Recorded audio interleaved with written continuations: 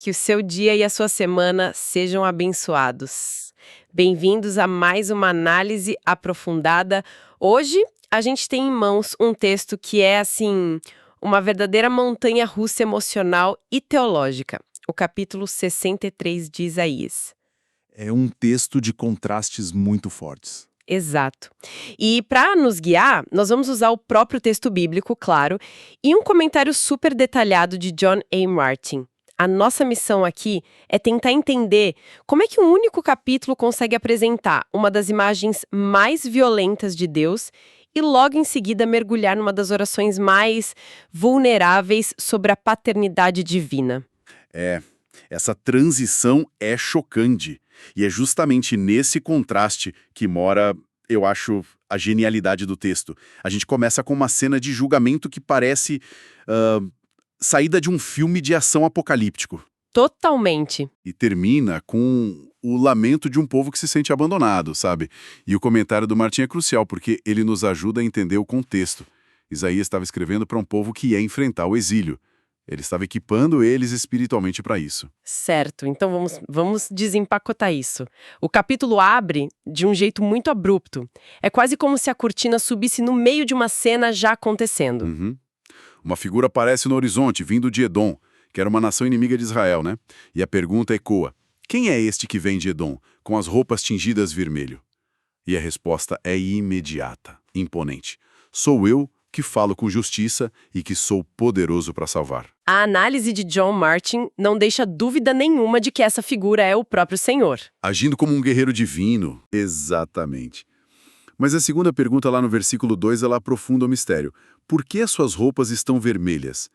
Por que se parecem com as de quem pisa uvas no lagar? E é aqui que a imagem que já era forte se torna.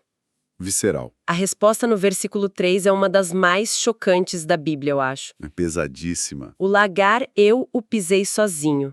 Pisei os povos na minha ira. No meu furor os esmaguei. Ou seja, o que mancha a roupa não é suco de uva, é sangue. Exato. E o texto continua, né? O seu sangue respingou nas minhas roupas.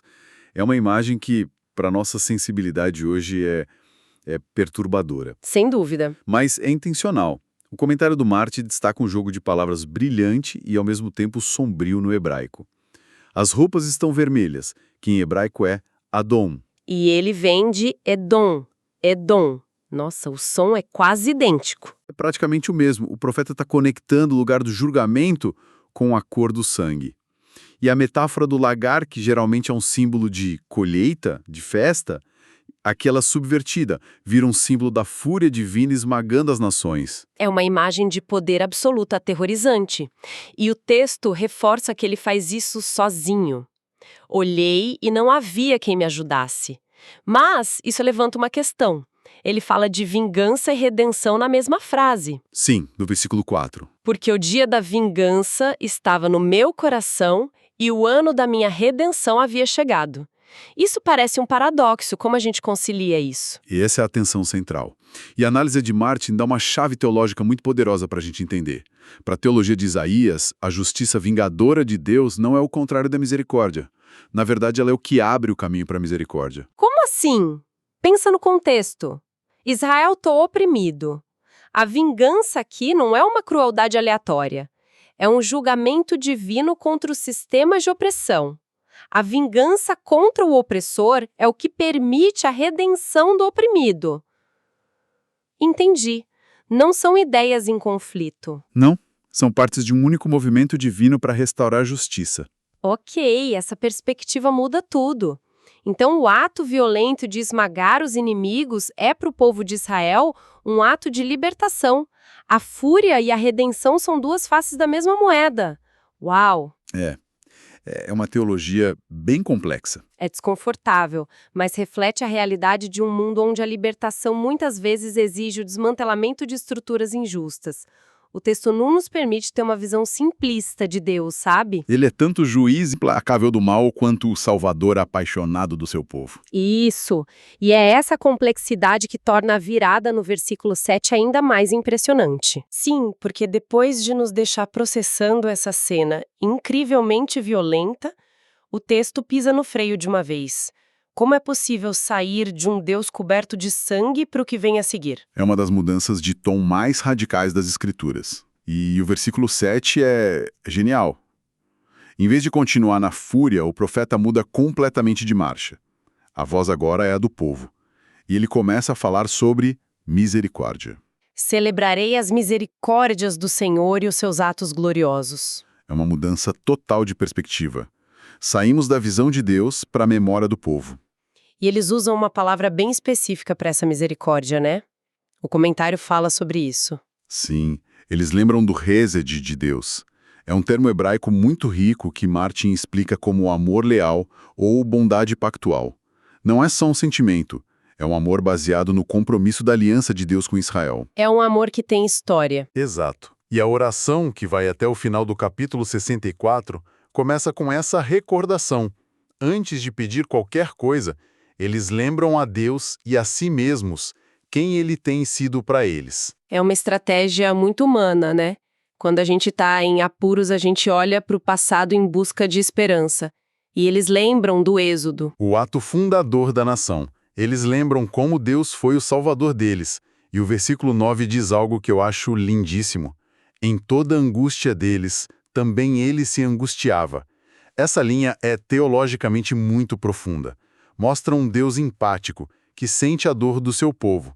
A salvação vem de um lugar de compaixão. Só que essa memória boa também força eles a confrontar o motivo de estarem sofrendo, né? Exatamente. A recordação da fidelidade de Deus joga uma luz na infidelidade deles. E aí a gente chega no ponto de virada dentro da oração, o versículo 10. Mas eles foram rebeldes e contristaram o seu Espírito Santo. O comentário de Martin destaca algo bem interessante sobre essa frase. Certo, sim. Ele ressalta que essa é a única passagem em todo o Antigo Testamento que usa a expressão exata contristaram o seu Espírito Santo. Isso eleva a rebelião deles, não foi só quebrar uma regra. Foi uma ofensa pessoal, relacional. Isso. Eles entristeceram uma pessoa divina. E a consequência foi devastadora. Deus mesmo se tornou inimigo deles. E é nesse ponto baixo, se sentindo assim, que eles se apegam ainda mais desesperadamente às memórias do passado.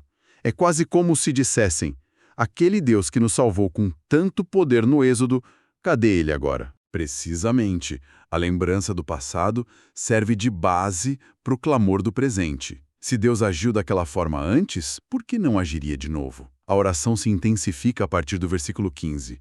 Vira um apelo desesperado. Olha para nós lá do céu, da tua santa e gloriosa habitação.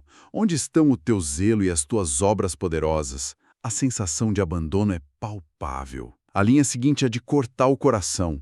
Estás retendo a ternura do teu coração. Já se esgotaram as tuas misericórdias para comigo. Isso. Isso captura uma experiência humana tão real. Totalmente. E no meio dessa escuridão toda, dessa sensação de que a fonte secou, eles faziam uma das declarações de fé mais poderosas da Bíblia. No versículo 16. Sim. Mas tu, ó Senhor, és o nosso Pai. Nosso Redentor é o teu nome desde a antiguidade. É um momento de clareza teológica no meio da agonia.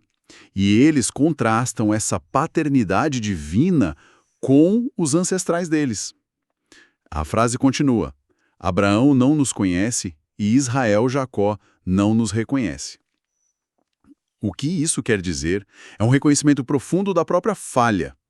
A análise de Martim aponta que a esperança deles não está mais no mérito dos patriarcas, na linhagem. Isso parece perdido. A única esperança que resta. É o relacionamento direto com Deus como Pai e Redentor.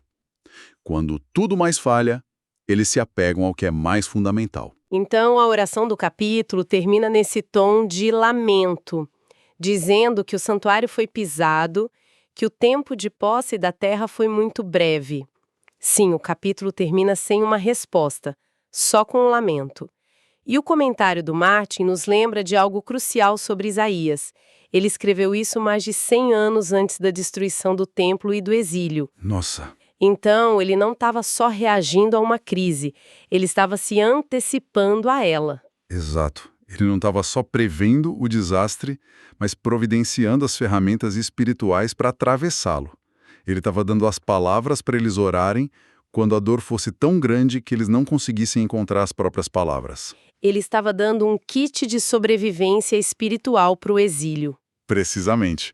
Essa oração, ela encara a realidade de frente. Mas, ao mesmo tempo, ela se recusa a desistir do caráter de Deus. É um ato de fé teimosa no meio da ruína. Que jornada incrível por este capítulo. A gente começa com a imagem chocante de um conquistador divino marchando com fúria, coberto de sangue, e termina com a oração vulnerável de um povo que se agarra a Deus como seu único e verdadeiro Pai.